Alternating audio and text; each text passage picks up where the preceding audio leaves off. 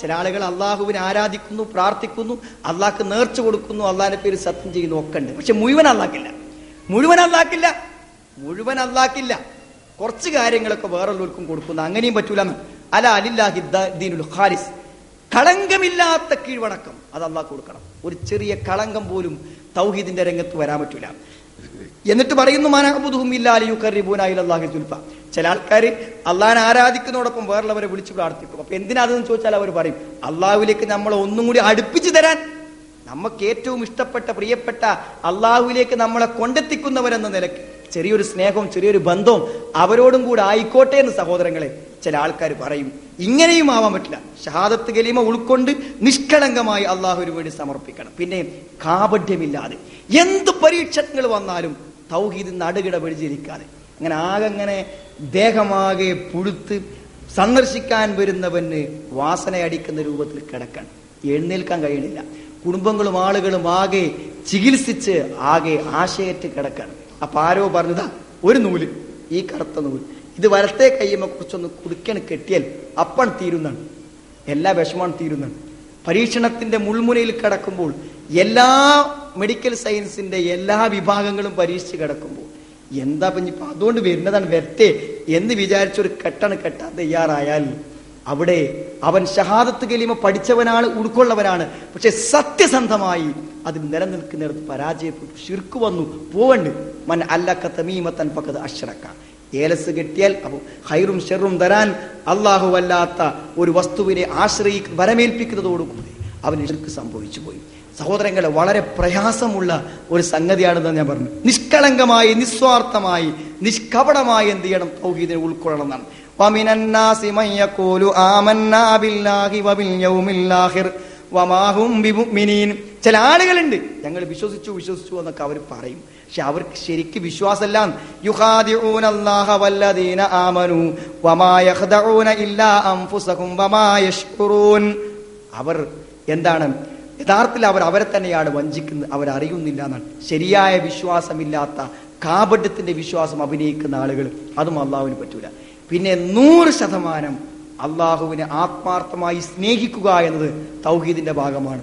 ആ സ്നേഹത്തോടുകൂടെ തന്നെ അള്ളാഹുവിനെ ഉൾക്കൊള്ളണം എന്നാണ്. പിന്നെ പൂർണ്ണമായ മനസ്സംതൃപ്തിയോടുകൂടെ, നിഷ്കളങ്കമായ മനസ്സോടുകൂടെ അള്ളാഹുവിന്റെ തൗഹീദിനെ ഉൾക്കൊള്ളണം.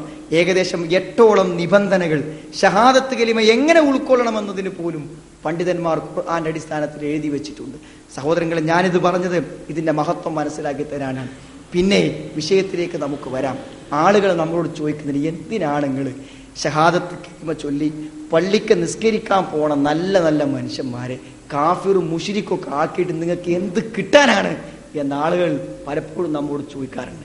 വളരെ നല്ല നിലക്ക് അള്ളാഹുവിനെ അനുസരിച്ച് നിസ്കരിച്ച് പോണ ആളുകളെ വെറുതെ കാഫിറും മുശ്രിക്കും ആക്കിയിട്ട് എന്ത് കാര്യം എന്നാണ്? സഹോദരങ്ങളെ, യഥാർത്ഥത്തിൽ നമ്മൾ അങ്ങനെ ചെയ്യൂല. നിസ്കരിക്കുന്ന ഒരാളെ കുറിച്ച് നിസ്കരിക്കാത്തവനെന്ന് ആരും പറയാൻ പാടില്ല. കള്ളു കുടിക്കുന്നവനെ കുറിച്ച് നമ്മൾ കള്ളുകുടിയെന്ന് പറയേണ്ട ആവശ്യമില്ല. ഒരാളെ കള്ളുകുടിയെന്ന് വിളിച്ചിട്ട് പോലെ കാര്യമുണ്ട്. കള്ളു കുടിക്കുന്ന ഒരാളെ കാണുമ്പോൾ പരസ്യമായി നമ്മൾ കള്ളുകുടിയാന്ന് അയാളെ വിളിക്കലുണ്ടോ? നമ്മൾ വിളിക്കലില്ല. അതൊരു മാന്യതയ്ക്ക് നിരക്കാത്തായി നമ്മൾ കാണുന്നു. വ്യഭിചരിക്കുന്ന ഒരാളെ കാണുമ്പോൾ വ്യഭിചാരി എന്ന് വിളിക്കാറുണ്ടോ? പലിശ വാങ്ങുന്ന ഒരുത്തിനെ കാണുമ്പോൾ വട്ടിപ്പലിശക്കാരെന്ന് വിളിക്കാറുണ്ടോ? ഒരു മാന്യനെ പോലെയല്ലേ നമ്മൾ ഇടപെടല്? അതേപോലെ തന്നെയാണ് ശിർക്ക് ചെയ്യുന്നവനോടും ശിർക്കിന്റെ വിഷമങ്ങളെ കുറിച്ച് മനസ്സിലാക്കി കൊടുക്കുക എന്നല്ലാതെ ഓനെ മാത്രം സമൂഹത്തിൽ മുശ്രിക്കേന്ന് വിളിച്ച് വേറെയാക്കി നിർത്തുന്നുണ്ട് എന്ന് സഹോദരങ്ങളെ തെറ്റിദ്ധരിപ്പിക്കാൻ വേണ്ടി പറയാണ്. അങ്ങനെ ഒരാളെ വിളിക്കാൻ വേണ്ടി നമ്മൾ അങ്ങനെ ചെയ്യാറില്ല. യഥാർത്ഥത്തിൽ ഇതിന്റെ മർമ്മം പറഞ്ഞു കൊടുത്തു എന്നുള്ള തെറ്റാണ് യഥാർത്ഥത്തിൽ ഇത്തരം ഒരു ആരോപണത്തിന് അർഹമായത്. എന്താണ് സഹോദരങ്ങളെ ശിർക്ക്? എന്താണ് തൗഹീദ്? വളരെ ലളിത സുന്ദരമായ വിശുദ്ധ ഖുർആൻ നമുക്ക് മനസ്സിലാക്കി തരുന്നുണ്ട്. നിങ്ങൾക്കൊക്കെ മനഃപ്പാഠമുള്ള ഒരു ചെറിയ അധ്യായം യഥാർത്ഥത്തിൽ നമ്മുടെ മനസ്സിലൊന്ന് അർത്ഥത്തോടുകൂടി ഓർക്കാൻ ശ്രമിച്ചാൽ വളരെ പെട്ടെന്ന് തന്നെ ഈ മഹത്തായ ആദർശം നമുക്ക് പഠിക്കാൻ പറ്റും. ഖുൽ ഹുവല്ലാഹു അഹദ് അല്ലാഹുസ് സമദ് ലം യലിദ് വലം യൂലദ് വലം യകുൽ ലഹു കുഫുവൻ അഹദ്. എത്ര ലളിതമായ സൂറത്താണ്. ജൂതന്മാർക്കൊരു സംശയം, ആരാണ് അള്ളാഹ്? എങ്ങനെയാണ് അള്ളാഹിനെ മനസ്സിലാക്കുന്നത്? എന്താണ് അള്ളാഹ് എന്ന് അവർ ചോദിച്ചു. ക്രിസ്ത്യാനികൾ ചോദിച്ചു. എല്ലാവർക്കും അള്ളാഹു സുന്ദരമായി തൗഹീദിനെ പഠിപ്പിച്ചു കൊടുക്കുന്ന അധ്യായമാണ്. രാത്രി ഉറങ്ങുമ്പോൾ ഈ സൂറത്ത് കയ്യിലൂതി ദേഹമാസകലം തടവി ഉറങ്ങണം എന്നാണ്. കേട്ടിട്ടുണ്ടോ? വിത്ർ നിസ്കരിക്കുമ്പോൾ മൂന്നാമത്തെ ഒറ്റയുള്ളതിൽ ഈ സൂറത്ത് ഓതണമെന്ന് പഠിപ്പിച്ചത് കാണാൻ പറ്റും. സുബഹിന്റെ മുമ്പുള്ള സുന്നത്ത് നമസ്കരിക്കും, അതിന്റെ മുമ്പും 2 റക്അത്ത് സുന്നത്ത് നമസ്കരിക്കുമ്പോൾ അതിൽ രണ്ടാമത്തെ റക്അത്തിൽ ഈ സൂറത്ത് ഓതൽ പുണ്യകരമാണെന്നാണ്.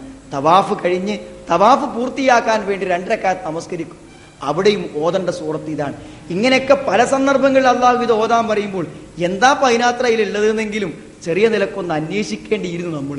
കുൽ, നബിയെ പറഞ്ഞു കൊടുക്കുക, ഹുവല്ലാഹു അഹദ്, അള്ളാഹു എല്ലാ അർത്ഥത്തിലും ഏകൻ. സഹോദരങ്ങൾ, പടച്ച തമ്പുരാനിൽ നിന്ന് നമ്മൾ പ്രതീക്ഷിക്കുന്ന കാര്യങ്ങളെ നമുക്ക് നൽകാൻ മറ്റാരെ കൊണ്ടുമാവില്ല.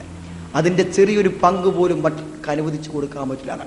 വിശുദ്ധ ഖുർആൻ ഒരിടത്ത് തൗഹീദ് നമുക്ക് മനസ്സിലാക്കി തരുന്നുണ്ട്. സൂറത്ത് റൂമിൽ ഖുർആനിലെ 30-ാമത്തെ അധ്യായം സൗകര്യപ്പെടുന്നവർ എടുത്ത് വായിച്ചു നോക്കുക.